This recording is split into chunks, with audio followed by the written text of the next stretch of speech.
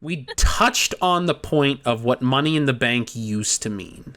And what it used to mean was a superstar at the brink of superstardom, somebody who could be a world champion, who couldn't get the job done, whether it was because they lacked a fair opportunity, a la Rob Van Dam. Every time he was given an opportunity, he was cheated out of it, like Triple H or situations such as that, where now he finally gets a fair shot whenever he wants it, or a la Edge, a bad guy who couldn't win the big one. He wasn't tough enough to hang in there with a top name. But if he had a competitive edge, maybe he could get the job done and push his name up to superstardom. And we have seen it create stars. So I put Money in the Bank here because I feel like they've kind of lost focus, and the Money in the Bank is supposed to be a tool for getting a star over. And I feel like it has changed from that to being a tool to get a story over. In recent years, the Money in the Bank has become a lot more about the current story. Last year, we saw Drew McIntyre win the men's and immediately cash in and waste his opportunity with the contract in order to further his story along with, I almost said Jey Uso, Jesus Christ, to further his story along with Damian Priest there and with CM Punk more notably. But I just feel like in recent memory, the women's has been exceptionally bad at this, about building up these stars who actually win the contract. And don't worry, Destiny can still hear me, even though she is up and moving about. But I do feel like, with the exception of Tiffany Stratton, you look at the last... I'm going to pull up the list right now if you want to start giving your thoughts on this, Destiny, about the Money in the Bank contract and what it means today versus 15 years ago. You know, I have to say I agree, and I also disagree a little bit. Like you said, that's just because Tiffany Stratton is so fresh in my brain. It was utilized so perfectly with her, not just because it elevated her as the next top star, but also she got to carry around a custom briefcase. I mean, that's what it's all about. I have to 100% agree with you on the Drew McIntyre front. It was absolutely used to further a storyline the same way that it was with John Cena, which was ridiculous. I want to say same with Baron Corbin. And I just think that you look back on a lot of the former Money in the Bank Money in the Bank briefcase holders. And a lot of the ones in recent memory, you don't even remember them as a Money in the Bank briefcase holder. I think the women are better at it than the men, because I'm thinking back, Io Sky, hello, so good. See, until you said that, I didn't even remember Io Sky was women's Money in the Bank. That's insane to me, because when she won it, it was such a big freaking deal, and she's so freaking awesome. Do you have the list to pull up? If not, I'm going to pull it up. I have the men's right now. For some reason, they're not showing me the women's. So I'm trying to find the women's set here as well, so we can kind of go through the list there. Sorry, please continue. Yeah, let's run through the men's real quick, and then we'll run through the women's. These are going to be very short and succinct. But from the start, Edge, I think, was a very successful cash-in. This was a guy right at the cusp that needed a push, and he got the push. Rob Van Dam's was the same thing, and Rob Van Dam's was a fairly quick cash-in, and one he announced ahead of time. Kennedy actually lost his contract to Edge, who once again reutilized... Edge's second cash-in and first cash-in were very different, because when Edge cashed in the first time, he wasn't ready to be world champion. The second time, he was. That was a big change, but it just went to show what that cash-in did for him. CM Punk was the fourth and fifth cash-ins in history. Fish. Fish. Which I don't remember much about Punk's cash-ins. I think he cashed in on Edge, and then he cashed in on Hardy. That's right. So both of Punk's were actually... Yeah, that makes sense. Punk's first one was interesting because it was the first time a good guy had cashed in using heel tactics against a bad guy, and it was almost like Edge got a case of his own medicine.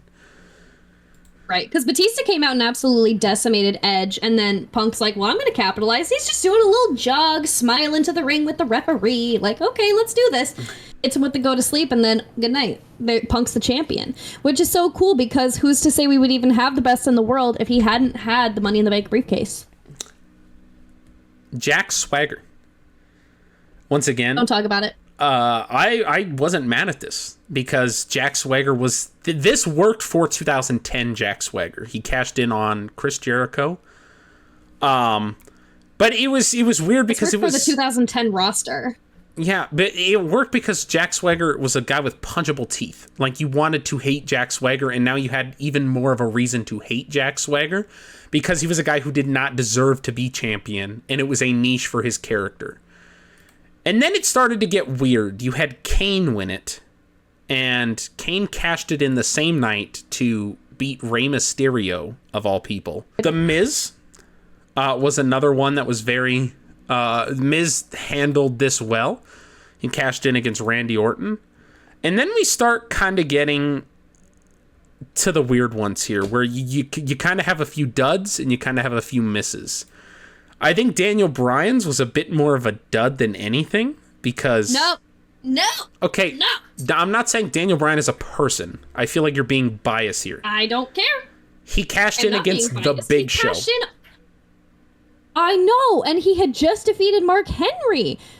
It was such a big moment because of the way that Daniel Bryan did it. It was so good, and he was such a chicken shit at the time. It just was perfect for his character. I feel like it was comparable to The Miz, the way that it complemented his character. See, but that's the thing, is that Daniel Bryan's actual... It did nothing to boost him up. Nobody thinks of Daniel Bryan and goes, he's a star because he won the WWE Championship, the World Heavyweight Championship in 2011 against Big Show. But The Miz has that feather in his cap until the end of time that he was WWE Champion in 2010 because of that Money in the Bank. This, for Daniel Bryan, it matched his character temporarily, but they used this to push the story rather than pushing the character. They did the same thing with Kane. Jack Swagger's made sense. Edge's made sense. But it's one of those things like Punk's second cash-in against Jeff Hardy, I feel like, was more about pushing the story narrative between him and Hardy than it was about pushing Punk as a top-level star. I do want to respectfully disagree with Bryan because my thing is, I don't think, at least at this point in time, he wouldn't have won the World Heavyweight Championship without Money in the Bank, especially with the Mark Henrys and the Randy Ortons and the Big Shows of that time, even the Sheamuses. And I don't know if we get a Miracle on Bourbon Street at WrestleMania 30 if he wasn't Money in the Bank just several years prior. See, but that's the whole thing, is this almost diminishes the Miracle on Bourbon Street, because imagine how much more special that title win would have been if that was his first. If he had never been world champion, if he had never reached those heights, if he had his Cody Rhodes moment there. It would have happened. I think the fans are behind him even more in that moment because WWE has refused to push him in that regard. As opposed to, well, he already won as a chicken shit guy, and that worked. Now he's a beloved babyface, and now he can't get the job done. Maybe he should just go back to being a chicken shit guy because that was the character that worked. Is almost the logic I approach it with. And I feel like not a majority of people, but I feel like a good portion of people would kind of see that. If you see a bad guy become a good guy and start losing all of his matches, you're kind of like, well, why the fuck did you become a good guy? This was stupid. If you have no gain out of it. Del Rio? Yeah, I think we're just going to have to agree to disagree on that, because I just feel like if Bryan hadn't won that initial World Heavyweight Championship, it would not have catapulted his career because of the way that the way that he lost it. The fans lost their minds because he lost it in 18 seconds at WrestleMania to Sheamus after he had already beaten Big Show and Mark Henry solo, but also beaten them in a triple threat, which is so crazy to me. I just think that if he hadn't won that first one, if it was the road to getting that one at 30, I think the fans would have just given up. And the fans are the reason that he got there in the first place. I think that without Money in the Bank, it wouldn't have happened in so many ways. I think that there are so many routes in between and so many things that happened because of Money in the Bank that led to it. But that is just my opinion. Yeah, and to me, it's this was my big disconnect for Daniel Bryan. This was really my introduction to the Daniel Bryan character, was when he was peak Yes Movement, when he was in that feud with Randy Orton and Shawn Michaels was the special guest referee, was the first time I kind of had an inkling to clue in as to what the fuck is going on. Why is Shawn Michaels back on TV? Let me check it out. And that was my introduction to Daniel Bryan, and I was like, well, who the fuck's this kid? And I saw he was a former world champion, and I went back and watched that, and I was like, well, it just kind of ruined my whole opinion on Daniel Bryan. Now, I was not watching full wrestling at this time. I have touched upon that. I was kind of banned from it in foster care, so I had to sneak what I got to watch. So I'd never really got the full picture from this time of wrestling. But for me, this very much cheapened the Daniel Bryan character, because I had been watching in 2009, and I could not tell you who the fuck Daniel Bryan was. But in 2011, he was a world champion. To me, he was, why the hell are the fans so behind him? Moving on, though, agree to disagree here. Del Rio, I thought this one was really fucking stupid. It didn't do anything for his character. Yeah, he was a chicken shit heel, but he held it for less than a month. Yeah, he cashed in at SummerSlam. SummerSlam. Bullshit. Yeah, so it's... Bull fucking shit. He won the Royal Rumble the same year he won Money in the Bank. So the Money in the Bank win was completely overshadowed. He was pushed to the moon ridiculously fast. He was Edge's last opponent ever at the time, from what we thought. So it was like, this man has been pushed to the absolute moon. Yeah, that was not intentional. No. Yeah, they weren't trying to make him Edge's final opponent, though. But that's just what reality ended up being. Yeah, if you have to win the Royal Rumble and Money in the Bank in the same year, maybe it's just not gonna fucking happen for you. Dolph Ziggler? Maybe you just don't deserve it. That one was perfect. Star-making performance. That one was perfect in every way. That is when you utilize a guy on the cusp, and this is what I'm talking about, the original pursuit of what Money in the Bank should be, of a guy right there on the bubble, about to be that next level. That is what you want. Yes. John Cena, this is a major offender of utilizing the Money in the Bank for a story rather than for a superstar. They utilized that he was the first unsuccessful cash-in. I think it's the biggest offender. It's the whole point to do this was to build up to Raw 1000, his big match against CM Punk, and then they fucking cucked us. There's no other way to say that. They did not deliver the match. But also the fact that I was going to say the fact that the match ended in disqualification. So that not just cheapened the match itself, but it also cheapened the fact that John didn't lose Money in the Bank clean. He lost it because of a disqualification. It had nothing to do with him, and it not even had anything to do with Punk. It was just absolutely ridiculous in every way. This is absolutely the #1 top offender for doing it for the sake of storyline and not doing it to elevate someone and or push someone to the next level. Damian Sandow, of John Cena gets his win back, I guess. I guess that was the logic. Yeah, this is it. Just Damian. I remember when he won, everybody's feelings were like, "Was this a good idea?" Like, I was excited. So yeah, he was a good character, but again, like if he would have won here, it would have felt almost like a cheaper version of the Jack Swagger win. Of the sense of Jack is like this the all-American type thing. Like he was the guy with punchable teeth. That was his perfect character description. Where Damian Sandow was this rich, over-the-top, prickish guy, but he was decent in the ring. He would rely on his ability and skills. It wasn't just cheap underhand tactics and things like that, to where you could, in a couple years' time, you could conceivably see him be, if this was 2015, 2016 Damian Sandow, and he had been steadily pushed from 2013 on, I absolutely could have seen this be a big moment for him, but instead they used this to further push a story of the downfall of Damien Sandow and the uprise of John Cena, as opposed to making a star. Exactly. And my thing is, I was such a huge Damien Sandow fan, and because this was my second year watching wrestling, it was my second Mr. Money in the Bank, I was like, okay, he's going to get the Dolph Ziggler treatment. He's going to go from mid-card to main event, and that's going to be so great for him. And I was so excited because I was such a huge fan. I thought he was good in the ring, but I thought he was phenomenal on the microphone. But I think it was kind of that situation where it's just John Cena's loss and John Cena's win just canceled each other out, and we move forward. And that is very disappointing. Yeah. Randy Orton's was very perfect. Story focused. This did nothing. But it was still perfect. Here's the thing. I don't know if it was perfect. The turn of Triple H, Daniel Bryan, Randy Orton, and John Cena. How John Cena valiantly lost his title to Daniel Bryan. Daniel Bryan went over here. Was great. That was a great story being told. I remember everybody going into that match was saying, why the fuck is Triple H the referee? That makes no sense. Why is Triple H here? It did not make sense why Triple H was going to guest referee. And then as soon as he hit that pedigree, after Orton was like retreating to the back, and it was great, and it made for a great moment, and it made sense. I wouldn't change it.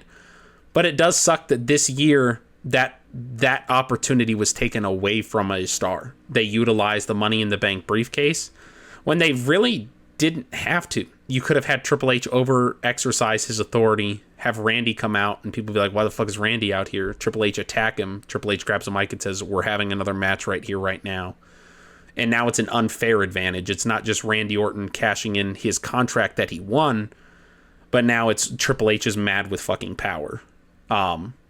Which you could have done and utilized that Money in the Bank briefcase to make a star like they did the following year with Seth Rollins. Now, I before we move on to Seth, I mean, his was perfect.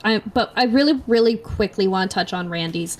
Now, obviously, like you said, it was very storyline focused. This is my favorite cash-in of all time, just because of how the moment played out. And I know I'm obviously so very, very biased with this. But the way that it was done, I thought was spectacular. And now I know that this was not utilized the way that it was meant to elevate a new star to the main event scene and to push a new and up-and-coming superstar. Now, at this time, there were 2 Money in the Bank briefcases. There were 2 briefcase holders. Now, in that case, you could have had one for Randy, for him to have that spectacular moment, and the other one to utilize to elevate that next main event star. But unfortunately, it just so happened to coincide with Damien Sandow's, and neither one elevated a new up-and-coming superstar. So that was unfortunate. I do think that Randy's would have been perfect had it the other briefcase elevated another star. But unfortunately, that's not what happened. But I still think that it was perfectly done. But that, like I said, I am 100% biased. I think that it was just so beautiful and so shocking and so not to be inappropriate, but out of nowhere. Oh, Jesus Christ. Well, my whole thing is it doesn't even have to be a younger guy. It can be an older guy with a contract. It just has to be somebody who Randy didn't need it, is my whole point. Is the having the contract here. If Randy didn't have this contract and got granted a title match by Triple H, the fans would have been even more pissed and even more livid. Because now Daniel Bryan just got absolutely screwed out of this, unrightfully so, as opposed to, well, Orton did have the contract, so technically all Triple H did was hit his finisher and make it easier for him. But that wasn't even an overreach of authority. That was what's happened to every other cash-in. Yeah, I just worry that if they had done it the way that you're describing, it would have ended in riots. I think it definitely would have, but I think that would have been good because Randy really needed a career revival here. And oh my God, he did it. It was one of those things, though. But it was such a he was such a top star still at this time that did he need this victory? With the Randy Orton character he was.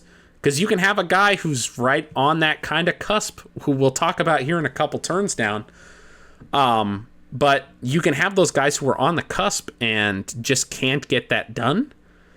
But Randy was not that guy. Randy Orton has never had a problem winning a match or putting away an opponent, is why I was like, him having Money in the Bank, it was like the Braun Strowman thing. It was like, why does this guy need the Money in the Bank contract? Seth Rollins was a perfect utilization. Perfect. And I feel like the last true for the men's division perfect utilization of the Money in the Bank contract, to the fact where people still talk about it today as the quintessential, and not just because the memorable cash-in, but the run he had as Mr. Money in the Bank, the feuds that he was having, and how great he was in that role of this snarky guy who you just knew he was going to be champion, and you fucking hated it, and you just wish that maybe he could fail. Maybe something was going to go wrong and he was going to get cost his opportunity. But you knew he was smart enough that he wasn't going to. Made for a really interesting watch. Sheamus that is what this is all about. Seth's was like you said, the quintessential Money in the Bank reign. I think, and I'm not necessarily going to fault the superstars, but it was everything that he did during his run as Mr. Money in the Bank. He carried it perfectly. The stories that he told with it were perfect. And the way that he would utilize it as a weapon, the way that he would carry it around, the way that he carried it as if it was a championship, and the way, the importance that he brought to it. That is what is missing, because we have in so many recent years, we've had people that are Mr. or Miss Money in the Bank. And they carry it around, but they don't bring the importance and bring the story the way that Rollins did. And I agree that he is the last great Mr. Money in the Bank. But everything this man touches is gold. And I think that his was so good because he is such a genius in and out of the ring.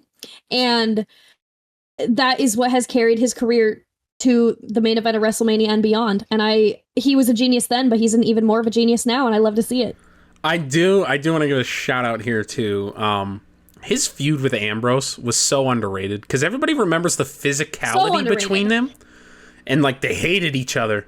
But the fact it was a brotherly hate was the best part about it. It wasn't, I hate this man with every fiber of my being. It was I hate what this man, I love this man, and I hate what this man who I loved did to me. It was like Ambrose sneaking up behind Rollins and doing the ALS ice bucket challenge, and Rollins being like, oh, and turning around and him it's going, for charity. Yeah, what? It's for charity. And then just beating the shit out of Rollins. But not going into it just beating the shit out of Rollins. No, he wants to fuck with him first because they're brothers. They were brothers that Rollins betrayed. And then also the fact of when Dean stole Seth's Money in the Bank contract, and Seth essentially went to Daddy Triple H and was like, make him give it back, please, was so good. Was so good. So Ambrose fills it with slime and splashes it all over Seth's face. Yeah, it was just peak brother energy, and that's exactly it added importance to the Money in the Bank briefcase, where it was like, you saw what it meant to Seth, and you saw how much fun Dean had taking that from Seth. So that is really good, and that's how you utilize and add importance to it.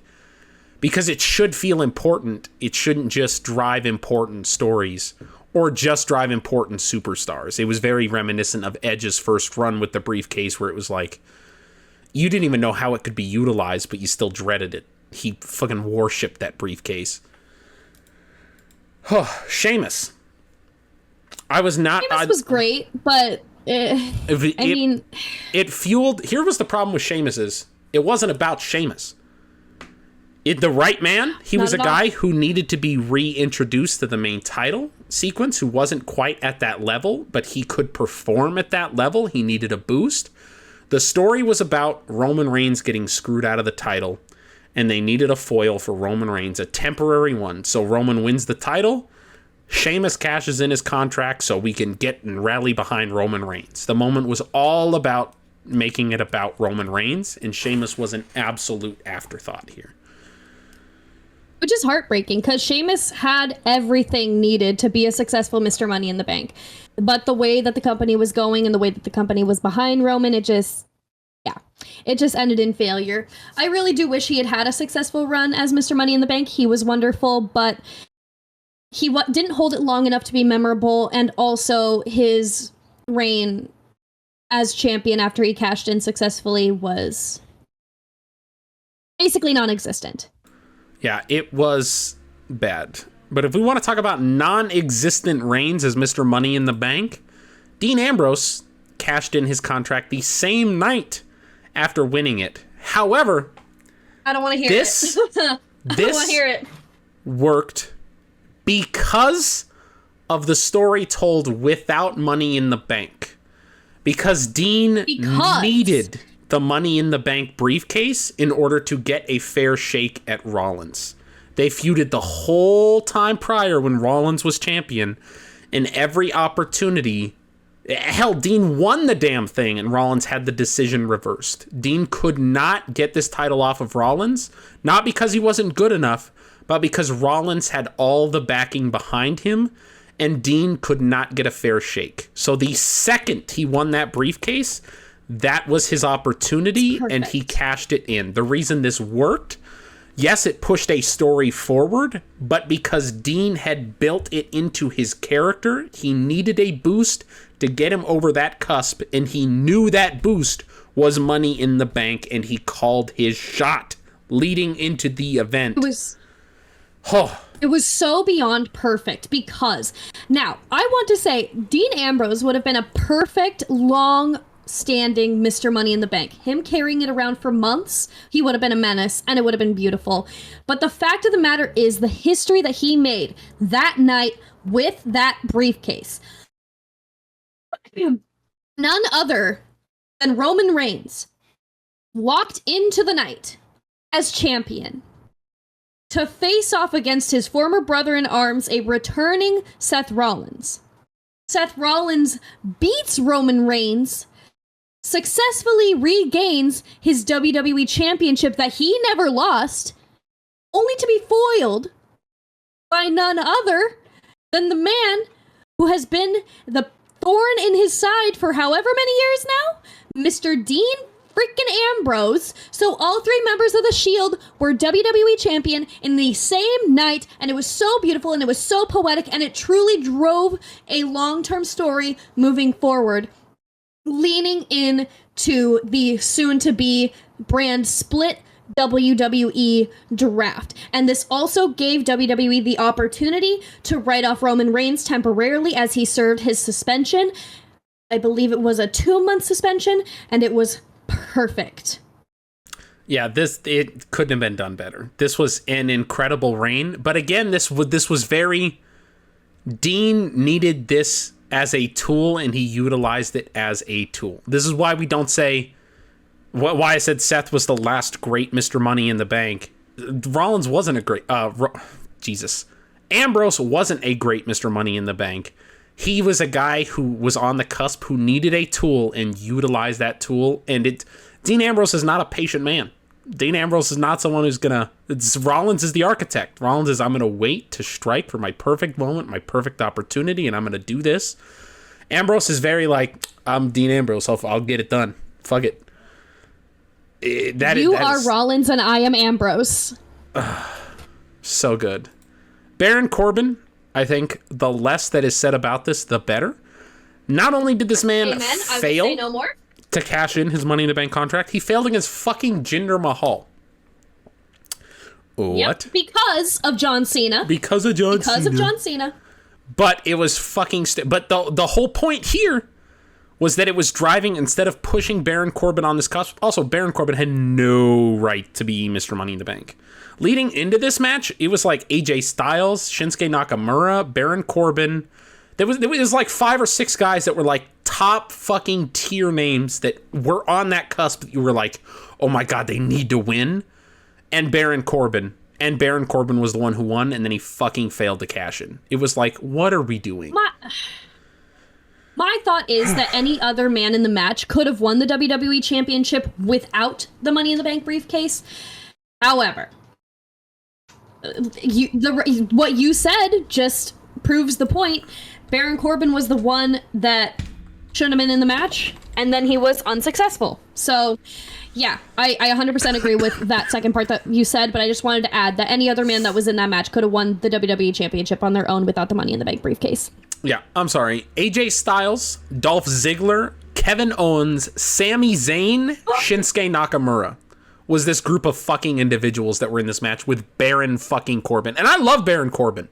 I think he's a great talent and was very underutilized. But this was baby Baron Corbin, ladies and gentlemen. This wasn't 2022 Baron Corbin, right? This wasn't. No, this was the better Baron Corbin. This was Baron Corbin Wolf. with hair is far superior. Okay. Yes, this is Lone Wolf Baron Corbin with hair, far superior to bald ass Corbin. Bald ass Corbin was so much better. Get out of here. Lone Wolf was great. Bum ass Corbin was great. He should have been bum ass Corbin after losing this fucking contract. All right. I wholeheartedly agree. Let's move on. I don't need to talk more. Okay, Braun Strowman. This was fucking dumb. I love him, and he is deserving of the accolade, but it is absolutely not necessary in any way, shape, or form. This was absolute nonsense. They literally, the second they did this, everybody was like, it ruined Strowman's character. All the momentum he had built up as this monster among men was completely destroyed as soon as he won this contract because it was overpowered. It was like, picture you have a tank that is fucking indestructible and you're like, let's build a bigger tank and put that indestructible tank inside the bigger tank. It was like, what the fuck are we doing? We're wasting time here. It made him too OP. And so, of course, they had him fail the fucking cash-in against Roman Reigns because the match ended in a no contest. Fucking excuse me? So, yeah, this was dumb all the way around. They wasted this opportunity. Braun Strowman was a big enough man and a big enough name and good enough that winning this contract was actually a detriment to his character because he was good enough. Not even good enough. He was the fucking world title. This man was, you looked at him and you were like, the second he gets in a title match, he's winning the fucking thing. There's no way he's not. So he didn't need the contract to fucking cheapen his way into a fucking title match. Ugh. Brock Lesnar, 2019. Let's move on. No, let's move on. Yeah, this was dumb. This was fucking dumb. The only good thing about this was we got the rematch between Seth and Brock at SummerSlam, which I loved. But and we got Boombox Brock. Boombox Brock was funny, but once again, Brock didn't need this. If Mustafa Ali had won this fucking thing, oh my god. There was just so much other shit. There was so much shit they could have done. It was intriguing because of how Brock carried the briefcase was very unique, but it wasn't any different. I mean, okay, let me just say this, and it'll fucking say everything that needs to be said. He cashed in and won against Seth, lost against Seth at SummerSlam, but then the next time we saw Brock Lesnar, it was him just for no reason challenging Kofi Kingston for the WWE title and then beating him for it. Not with a contract. Right? He had no reason that he could challenge for the WWE Championship, but he's Brock Lesnar, so he could march in and do it. Yep. Which is why he didn't need this fucking contract, and he took that opportunity away from somebody else. He didn't need the Money in the Bank briefcase, and he didn't need the 2022 Royal Rumble victory. Otis, this was dumb. This was Oh, you're mean. I'm not mean. Otis won. The only thing I liked about this was when he talked to Tucker about cashing in for a tag team title opportunity. Because it spoke a lot about Otis's character, about what a nice guy he was, where he was looking at Tucker and he's like, man, look, like we could finally get a shot at the tag team titles, like a fair shot. We can cash in. And that was his thought, was thinking about him and his partner and not becoming a future world champion. Like it was such it shows how stupid he is. Yeah, but it was such a small kid, big city moment where it was, he didn't realize his, are you now attacking Otis and I'm defending him? Because what the fuck just happened? I don't know, but I don't know why you're mad at this. That was my favorite part of it, was him like, did he seem dumb for it? Sure. But it felt more like the writers were dumb for it. But for Otis, to me, it felt like he's such a small kid in a big city where he doesn't realize how big he can become. He doesn't realize what heights he could reach. To him, the greatest thing he could do is win a tag title with his best friend, his brother, or whatever the fuck Tucker was supposed to be to Otis. That makes my heart so sad. Miz winning the contract from Otis was... beating Bobby Lashley. No, you got that misremembered. I thought you cashed in on Bobby. He cashed in on McIntyre. Bobby came out, beat the fuck out of McIntyre. Miz came out, cashed in on McIntyre. And the deal was, if Bobby weakened McIntyre, Miz would give him a title match. And so Miz immediately lost the fucking title to Bobby. And then we got a pointless... what should have been an amazing match, Bobby Roode, Drew McIntyre, it was an entirely forgettable WrestleMania match. I don't know how they made that match forgettable. From a booking perspective, the in-ring action was fine, but there was no... the story was so messy going into it to get there. This was Drew McIntyre's follow-up to fucking beating Brock Lesnar the year prior, in case you needed a reminder there. Fucking ridiculous. Yeah, the Miz, this was messy for Miz. This was messy for Otis. It did no favors for anybody, except Miz now has an extra feather in his cap that he's a 2-time Money in the Bank holder and a 2-time world champion. And a 2-time Grand Slam champion. But I will say it benefited Bobby in the long run. See, but I don't even know if it did that. Because, yeah, Bobby got a run with the title. He just needed the freaking title. I agree with that. The problem is, though... my thing is, like, he deserved it, and he deserved a longer one. Bobby Lashley was not properly utilized, and he did not get the title reign that he deserved, and it's absolute bullshit. See, the problem was Bobby Big E happened. Big E cashed in on Bobby, which was great. It was good. Big E gets his big moment. Big E. But they've ruined Bobby with the Brock Lesnar shit after this. So even though Bobby just had this huge reign, they made him look like a fucking joke compared to Lesnar. So it became pointless. And Big E was also just jobbed out after this immediately. So the cash-in follow-up, and the fact that Big E got injured, if Big E hadn't gotten injured, I feel like I would look at this a lot more favorably. But it's the fact... but even then, like, you look at Edge... Edge cashed in as the first ever Money in the Bank contract. He immediately lost that fucking title. He cashed in at New Year's Revolution. He got... John Cena did his rematch clause at the Royal Rumble, and Edge fucking lost. Edge did his rematch clause like a week later, and then he lost again to Cena. So Edge was at the same place Big E was, where he was like, okay, I just lost my title. I don't have a way to another title shot. And Edge, the story they put him with was Mick Foley, that he wasn't tough enough, he wasn't good enough to be champion. And Edge had to best a legend in Mick Foley and put himself through hell to defeat Mick Foley.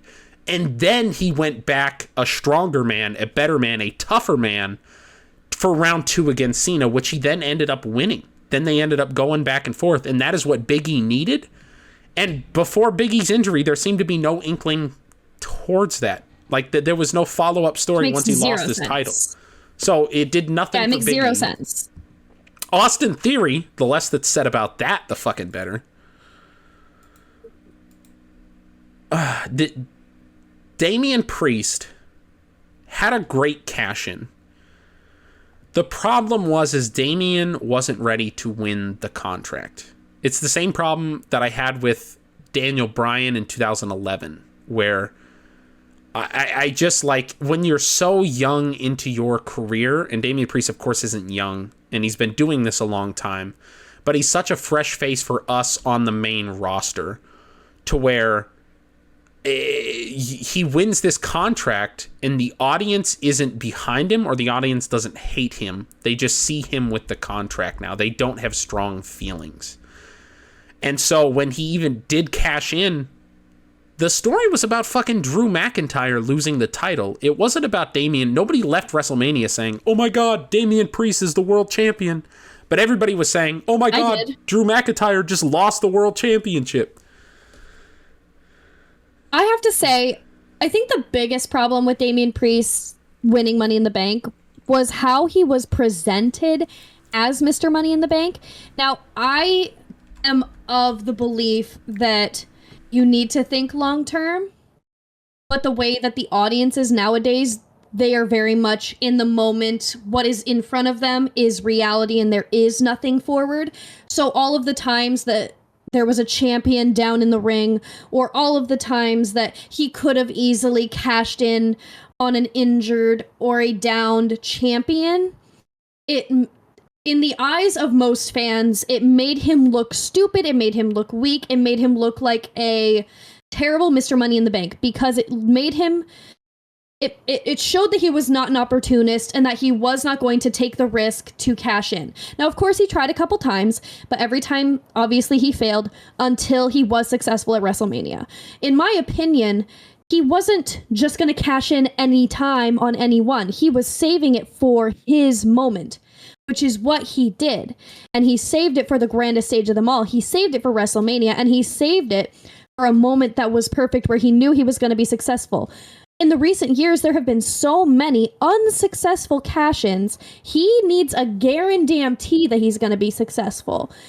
So I truly believe that while his reign as Mr. Money in the Bank was not terrible, a big majority of the fans, at least the vocal minority, I guess you could call them. I like that. I like that a lot. Felt that he was minority. That's a really good way to describe it. That's awesome. Thank you. I just feel like I said, the vocal minority felt that he was painted as an idiot, which I personally don't agree with, and I think a lot of people don't agree with. But what you see on the internet is, the perception of the fans. And the most vocal fans are the ones that get their words out the most.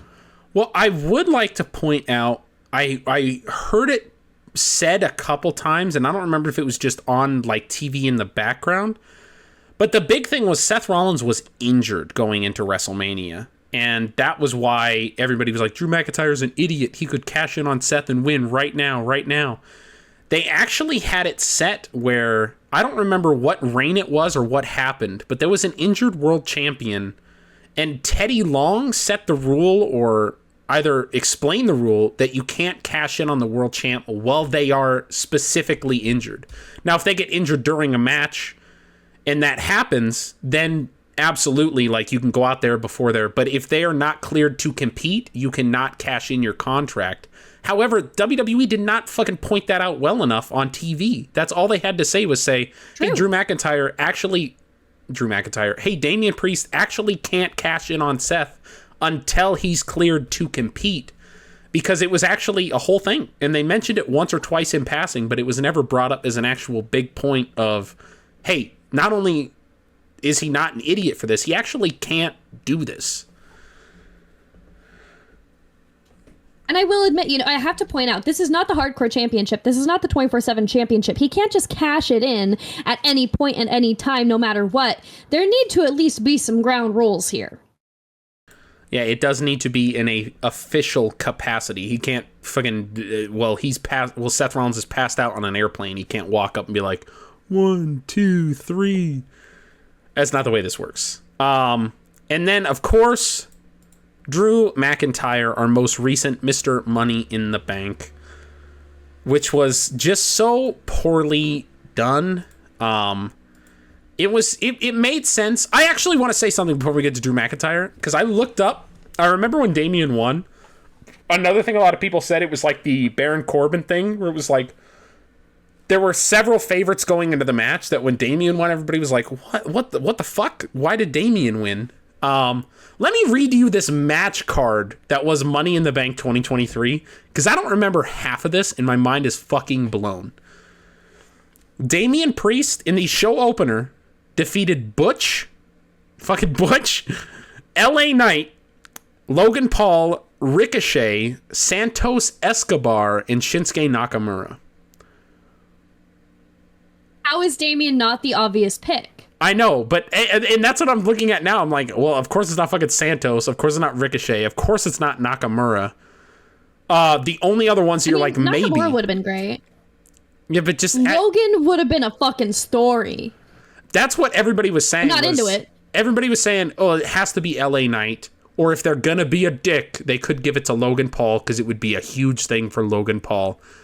That was the big thing. And I think this was actually right after the Bad Bunny match for Damian Priest. So it was like... Yes. It was such made sense. Yeah, it just... In hindsight is so 2020 here, but it was like, why the fuck was Butch in this match? That's crazy. Leave him alone. He is phenomenal in ladder matches. So that's match 1. Match 2, Liv Morgan and Raquel Rodriguez defeat Ronda Rousey and Shayna Baszler to win the women's tag team championships. Fucking crazy. Fucking crazy. Our girls, 2 years later, still going strong. Hashtag proud parent. But fucking insane. This was the build up to Ronda versus Shayna at SummerSlam.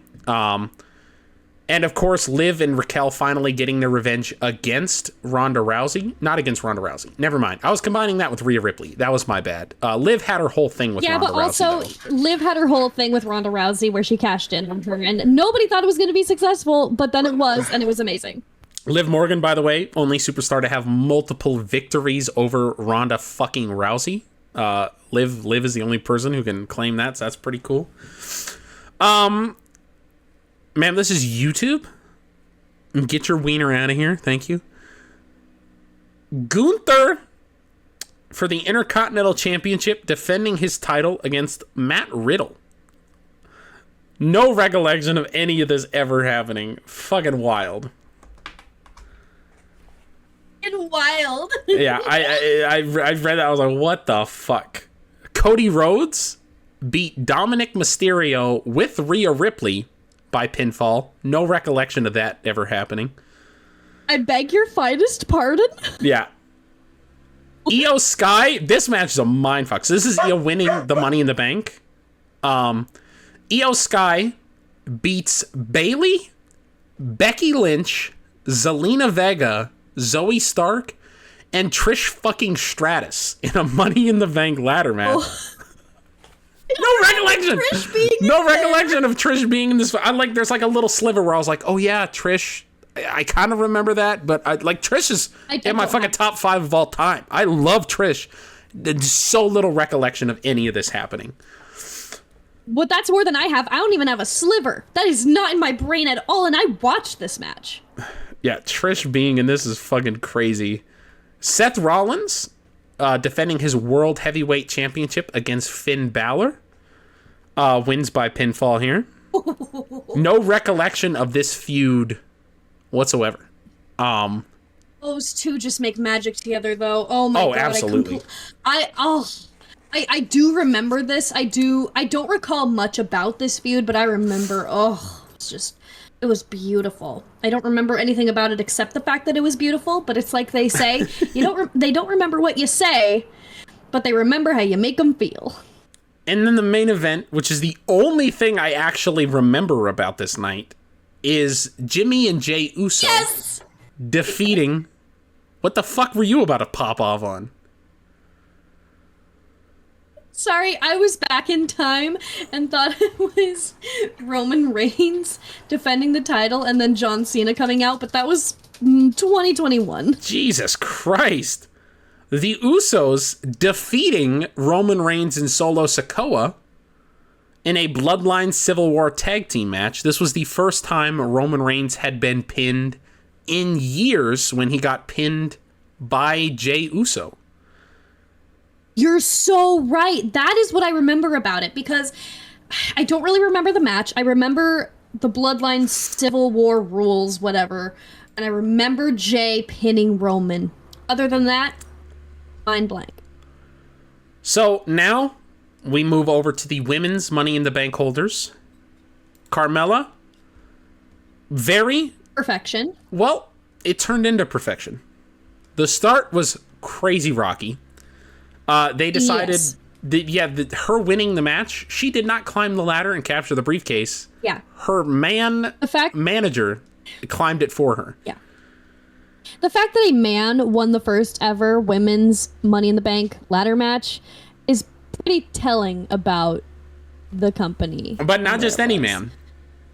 James fucking Ellsworth, okay? James fucking Ellsworth was the one to win the first ever women's Jesus, put Santino Marella in a wig, and I would watch that more than I would watch James Ellsworth win a women's Money in the Bank ladder match. They did actually, which was the right call, I guess, but WWE's way of fixing the backlash from this was having, in my opinion, I think the right thing to do is double down, have Carmella play this into her character, like, yeah, I'm not good enough to win the match on my own, but I'm going to be good enough to win the championship when I cash in. That should have been her whole thing, but instead they decided, oh, we'll just redo the match on SmackDown. And they had the same match with the same competitors and had the same girl win it again. Which it would have sucked for Carmella if she missed out on a reign because of the backlash of the fans from that. But at the same time, like, it was such a weird moment to have the same match back to back like that and to have nothing changed like that. It was a really weird decision. That was very weird, especially because Carmella was the underdog in that match. She was definitely not the favorite. She definitely wasn't even top 3 favorites to win. I'm not saying she didn't deserve it. I'm just saying, look at the other women that were in that match. I mean, come on. I loved it. Flair was in it. I know, but I loved Carmella as Miss Money in the Bank. And to me, she's still the greatest Miss Money in the Bank. I can't even deny that. I think you're 100% correct. I think she is the best to this day, and I think that she was the perfect woman to put it on, especially if the intent is to elevate new stars. Putting it on Charlotte, yes, you have Charlotte Flair making history once again. It makes sense. However, she's already an established star. She's already a multi-time women's champion. There was no need for it, and I'm very thankful that they kept it with Carmella. And then she got to cash in on Charlotte Flair, so it all just gets better. And then she had to defend it against Asuka, which was so good, because Asuka was like pretty damn much undefeated. She had only lost to Charlotte Flair, and the fact that it's the greatest match ending of all time, where Asuka fucking is in the ring about to beat fucking Carmella, and another Asuka appears on the apron. Asuka shows up. And in my mind, this was one of the first pay-per-views I watched live because I had the network. I could finally buy the network and get to enjoy wrestling. And the fact that fucking when a second Carmella showed up, I was like, oh my God, is this someone from her past? Like, I pictured like a whole Underfaker situation where it was like, we're going to get Asuka versus Asuka. Like, what's going to happen? And it's fucking, the Asuka takes her mask off and it's fucking James Ellsworth. I died. I had never been so happy in my fucking life. And he didn't even do anything. He just shrugged. He was like, He didn't. He just showed up. With his dumb face. Can you imagine if that was the first match we ever showed Vince? Because our buddy Vince was not into wrestling. We kind of got him into it. The first ever match we showed him was the Royal Rumble. And during the Royal Rumble, Hornswoggle came out and chased Zelina Vega out of the building. So good. Now imagine it's your friend's first time watching wrestling and you have to explain that to him. I mean, we were howling, we were dying laughing, and it was a great moment and we loved it. But our friend is just like, what the fuck is happening? What am I watching? And it's just like, you don't even know. Because it would take a whole 3 hours to explain the lore behind this. Well, the best part was he didn't ask us in the moment. He waited till the moment was over, and we didn't even realize he was confused. I mean, like, Hornswoggle popped out, we're losing our fucking mind, we're like, this is so great, yeah. And the second we finally die down and the room is quiet for a second, then Vince goes, so what the fuck just happened? Like, there was just this moment where we're like, how the fuck do we explain what just happened? Because there's no explaining it. But there wasn't. It's so good. The dark years of women's Money in the Bank contract holders. Alexa Bliss, the second ever Miss Money in the Bank, cashed in the same night. It was phenomenal. Against Nia Jax. I love it. It's perfect. Alexa. That's what you get. That's what you get for saying her name. Say her name and she starts yelling at you. Pretty much. Yeah, so cashed in the same night.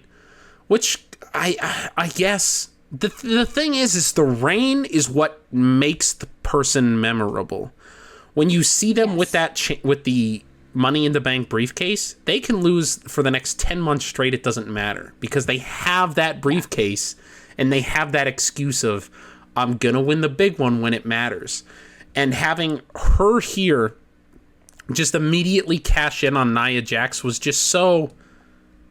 The reign she could have had as Miss Money in the Bank is to me the biggest miss on this entire list. Yeah, this was prime bliss. I mean, this was peak Alexa Bliss. This was, can you imagine how, listen, I'm not really mad at it because her winning Money in the Bank is perfect for her, and her cashing in on Nia Jax was perfect for their story at the time. However, imagine what could have been. If she could have been that little Miss Bliss, that little menace, walking around with the Money in the Bank briefcase, talking about how much better she is than everybody else, and how she has a guaranteed title shot no matter what, no matter she wins or loses, she gets a Money in the Bank. She gets a guaranteed title opportunity no matter what happens because she's better than everybody and she outlasted everybody to win the Money in the Bank contract. That would have been so good. It would have been amazing. But luckily, WWE doesn't make the same mistake twice. So they had Alexa cash in the same night. So the following year, they definitely wouldn't have Bayley win Money in the Bank and then cash in on the same night against Charlotte Flair. Oh, wait, that actually fucking happened. Now, again, Bayley is in this category. I guess she could kind of use this as a boost because she wasn't at the level she's at today remotely. The Damage Control re-debut in 2022 was huge for her career. In 2019, Bayley could use this push, but it was still so... The fact you're doing it on the same night and it wasn't a pre-announced cash-in, which is what I feel like Bayley needed it to be. Because this was the Bayley who was feuding with Alexa Bliss and losing because she didn't have a mean side. Like, this Bayley really needed to double down with her values and prove to the world that she belonged in that top spot. And instead, she cashes in on the same night and takes advantage of a weakened Charlotte Flair. Yeah, it just... Her versus Charlotte... Her taking advantage of an injured Charlotte Flair just makes sense. It's just what Bayley does. But at least Shameful. WWE wouldn't make the same mistake 3 times in a row, right? They wouldn't have that happen. Of course not. Oh, but fucking what kind of idiot gets pregnant? And that was crazy out of context. Becky. No, it wasn't. Yeah, the next one is Asuka, who won Miss Money in the Bank during the COVID times, and Becky came out the next night and revealed to Asuka that she actually won the championship because Becky had to relinquish it because, she's going to be the women's champion. She's going to be the mother. And it was a great moment, but it immediately took away the women's Money in the Bank for that year. But it's fine because WWE has spent the last 3 years in this hell of not having. We've had 4 different women win Money in the Bank. We've only had 1 woman actually reign as Miss Money in the Bank. So the 5th woman is going to have a huge, successful reign as Miss Women's Money in the Bank. Oh, no, never mind. Checking my notes here. She cashed in the contract the next night. Nikki ASH defeating Charlotte Flair the next night after winning the fucking contract. So in case you're keeping track at home, that's 4 fucking years in a row where the title reign has lasted less than a day. You're welcome. Asuka would have been a phenomenal Miss Money in the Bank. Can you imagine? You imagine. Nikki ASH had absolutely no business winning, and she had no business cashing in, and she had no business cashing in successfully. I will say the way she won Miss Money in the Bank was great. It fit her character, it was hilarious, and it left everybody flabbergasted. However, you're gonna tell me that a superhero bullshit character that doesn't even make sense, her name is a ripoff of mine, and she just goes ahead and cashes in Money in the Bank successfully? No. I'm sorry, but this is my biggest miss on the list because she never should have won Money in the Bank, and she never should have won the title. I love Nikki Cross. Nikki ASH should never have happened, and I'm so sick and tired of the bullshit. Yeah. Nikki would never make that mistake again. She wasn't at that fucking level. Exactly. It needs to be somebody on the cusp of being a world champion, somebody who belongs in the title picture, but for some reason or another, they cannot get there. And Nikki ASH was somebody who did not belong in the title picture at that point in time. No. But of course, they would never make that mistake. No, they definitely wouldn't have fucking Liv Morgan win and then cash in the contract on the same fucking night to make it 5 years in a row. And almost lose it. At the very least, we got a Liv Morgan, Ronda Rousey feud out of this. That was amazing. Yeah. But at the same time, the only reason this worked in any capacity was because Liv already had the swell of fan support behind her before this, of people saying she needs to win the big one. She needs to win the big one. So when she finally won the contract, she was like, I'm not fucking wasting time, and she cashed in. This would have been perfect if the previous 4 fucking years didn't have the same story. Liv could have had such a good reign as... Ugh. I mean, you see the way she skips around the ring with the tag team championship. She could have done the same with the Money in the Bank briefcase, but I absolutely agree with you. This would have been perfect had it not happened the 4 years prior to this. I will say, you touched on how it was perfect because the fans were behind her. I think that it's even amplified and multiplied because of how much the fans hated Ronda. Not only did they want to see Liv win, but honestly, even more so, they wanted Ronda to lose, which made this an even bigger, more important moment to catapult Liv Morgan's career. And at the same vein there of everything people hated Ronda for was why they loved Liv. Ronda was the one who showed up, who got the main event slots when she wasn't working television shows. She wasn't working house shows. She was given every opportunity on that silver platter. I love Ronda Rousey, by the way. One of my fucking favorites. Like, if I made a top 10 list, Ronda Rousey's fucking on it. I don't understand the Ronda hate. But Liv was there, who had worked some of the most dates prior to this. She had worked so hard. She was one of the most improved superstars by far.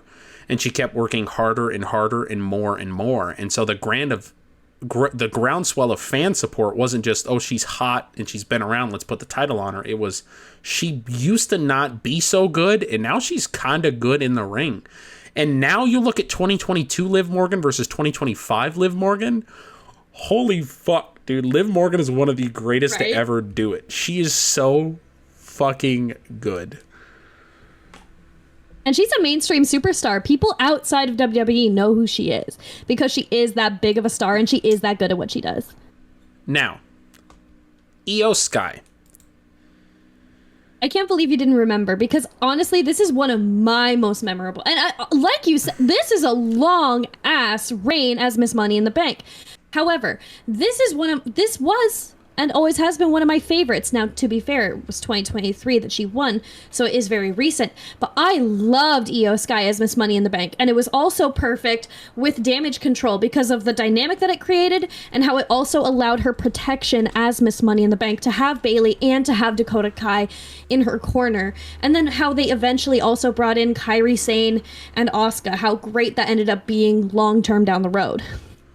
Okay, well, I am about to blow your mind here. She, oh my God, August 5th? Hold on. I'm doing math here. Yeah? She held this for less than a month. You're lying. No, she won it July 1st, 2023, cashed in August, or a little over a month. She cashed in August 5th. So she held it a month and 4 days. No. Well, that truly shows the history of the women's Money in the Bank contract, because if I felt that was a good long-term one... Yeah. Well, in relation to all the others, it kind of fucking was. I mean, to be fair... It was the fact that for me, the reason I think this wasn't as memorable, because now that I'm looking at it, I'm like, yeah, that makes sense, was Bianca beat Asuka and Charlotte in a triple threat match. And Io This was one of the most beautiful cash-ins I've ever seen. It was so good. I remember that. Io cashed in, and then the dynamic. The problem for me was Bailey was obviously the bigger star, and the story I felt should have been Bailey turning on Io and not Io turning on Bailey. Because Bailey being the bigger star and Io winning the world title should have been Bailey resenting Io for that. And instead Bailey was like, I'm all for it. Like, yeah, I'm here to support you. I love you. And then Io was like, well, fuck you for loving me. And I was like, it just, it was okay, I guess. And then, yeah, Bailey winning the Women's Royal Rumble, which was great. And then choosing Io Sky. But it was like Io turned on her. If they had waited to do the turn until after Bailey won the Royal Rumble, then that would have made more sense. But Io just kind of fucking turning on Bailey here. The story wasn't really there in terms of, now they made it work. I really love this story finally going into Mania.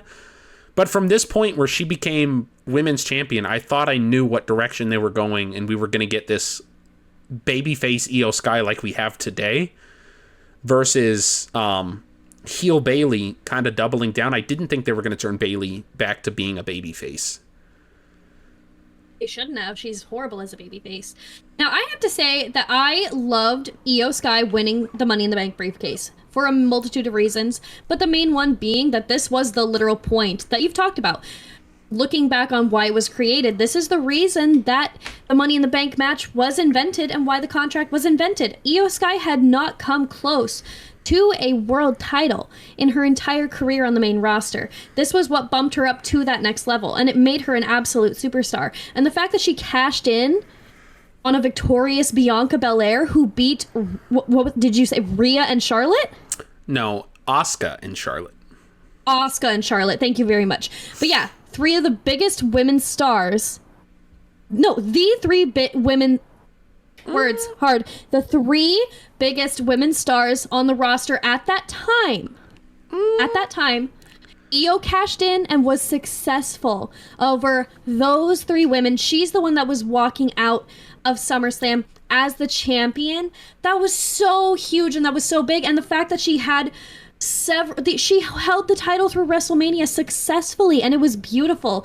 Io Sky is now one of the top women on the roster, one of the top women in the women's division, and she was just successful at WrestleMania, retaining the WWE Women's Championship against Bianca Belair and Rhea Ripley, the two biggest women's stars on the division.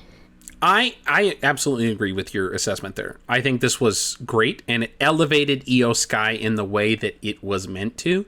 I was just defending myself as to why I didn't remember her being Miss Money in the Bank. I do remember her reign. I do remember all of that. I just did not remember her actually winning the contract until we actually looked at it and looked at when she cashed in and what the story was. And I was like, oh, duh, of course. But well, I think that the story that was told is defending both of our thoughts, because you forgot that she held it and I remembered she held it, but I thought she held it for a long time. Now, yours is pretty accurate because she only held it for a month, but for me, it's accurate because she held it for a whole month as opposed to a whole hour. So, yeah. I mean, it's just that perfect medium balance right in the middle of both of us. It's kind of ridiculous and insane. Tiffany's, I'm on the fence about, is what I'll say. I refuse to hear you. Don't say words. You need to say words. Here's the whole thing with Tiffany is I didn't like how she cashed. I didn't like her whole story with Nia. I love Tiffany as a competitor. This was a heel cashing in on a heel, essentially, which was such a weird dynamic that she cashed in on Nia. Now, to be fair, Nia was Liv had the other championship at the time, so she had to cash in on a heel if they were going to cash her in around this time. So, but then they kind of pseudo turned her babyface, but not really, and she's still a bad guy, but she's kind of a good guy, maybe. Because I was going to say they just wanted her to turn on Nia so bad, and they wanted Tiffany Stratton to be the champion over Nia Jax, because nobody really, and I mean, this is coming from a Nia Jax fan, nobody wants to see Nia Jax as the champion. Everyone is sick of her. And if anyone's going to defeat her, it's going to be Tiffy, and people wanted Tiffy to win, and she ended up winning. She cashed in on her friend. They were ready for her to turn on Nia, and I think it was done beautifully, except for the fact that, like, she became a babyface in that match, but it was not capitalized on because the fans were blowing up because Tiffy was cashing in. Tiffy was the champion. It was amazing. So everybody's like, yay, Tiffy won. But that was not capitalized on by management and by Tiffy herself. So I will say, I think this would have been done. So I think the story of Tiffany versus Nia should have used the Money in the Bank briefcase as a set piece between them, as the rift that broke apart their friendship. But I do not think Nia should have been champion. I think Nia should have tried to screw over Tiffany, essentially, in the sense of, like, the only reason I'm friends with you is because you're going to be champion, and then I can screw you over. Tiffany calling her out on that, and they get to beat the shit out of each other. And then you can have Tiffany go over, not being champion, but beating Nia. And then she cashes in on champion Charlotte Flair for WrestleMania. And I think that would have been a bigger cash in for Tiffany Stratton. So she's not... Because to me right now, she feels like she was great. She was a successful Miss Money in the Bank. She's probably the best Miss Money in the Bank across the board. I just think that her character is so confused right now. I don't know if I'm supposed to love her or hate her, and I feel like if she soundly defeated Nia Jax, had a babyface turn there against Nia, and then doubled down against the champion heel Charlotte Flair, announced her cash in ahead of time and said, I'm taking you on at WrestleMania, and then beat her at WrestleMania, Tiffany would be fucking insane right now. I have to say, though, you mentioned how, like, not having Nia as champion and having Tiffany around her because she's going to be champion. It's going to be friends with her. I think that that's why they were friends with each other. Tiffany chose Nia to be her friend because she was champion and she was holding her close. Nia chose Tiffany to be her friend. She's like, oh, I'll befriend Miss Money in the Bank. That way she won't cash in on me. That was kind of the dynamic that was built within their friendship after all, in my opinion. And then, of course, it was kind of like, that was also what caused the rift, was she's like, wait, we're friends, but she could still cash in on me. And Tiffany's like, well, I'm not going to Raw. I might as well cash in on you. And also, Nia was down and out a lot of times, so why wouldn't she be cashed in on? It just made sense. And I mean, while their friendship didn't make total sense the way it was presented on TV, the motivation behind them becoming friends was there, in my opinion. I agree with that, but I also think you could have just as easily said Tiffany needs some help. She's a small fish in a big pond. Now with a big opportunity, she's Miss Money in the Bank. She needs a powerful friend to kind of have her back. Because even if she does become champion, she's fucked. Like, this roster is so stacked right now. Can she actually beat a Bianca Belair, a Jade Cargill, a Becky Lynch? Probably not at that stage. And so if she has a Nia Jax in her corner, though, well, that's saying something. And Nia seeing that, well, this scrawny little kid has a guaranteed title opportunity. If I get the title on her, all I got to do is run through her now. So I think you still could have told that story without Nia being the champion. But also, not just having Nia Jax as a friend, but having Queen of the Ring Nia Jax as a friend. Exactly. I think that's an important piece here, too. My big problem right now is especially the fact that Nia Jax is pretty much worthless with where her name is at. I love her, she's great. She's a hell of a talent. But how they've booked her since the start of the year, it has been, last year might as well have not have happened. You look at her now, it doesn't make any sense at all. So she might as well have not have been. I think Bayley could have put over a different star than Nia Jax of all people. And you could have an entirely different star built up right now. And honestly, I wouldn't have mind seeing Bayley put over like Bianca Belair or something like that happening to kind of reintroduce Bianca back to that title scene leading up to. And it doesn't even have to be Bianca, just there's so many other people that could use that rub besides Nia there. Because Nia, Queen of the Ring, that's great. Yeah, perfect. It made so much sense. I think that kind of does it for a Money in the Bank discussion.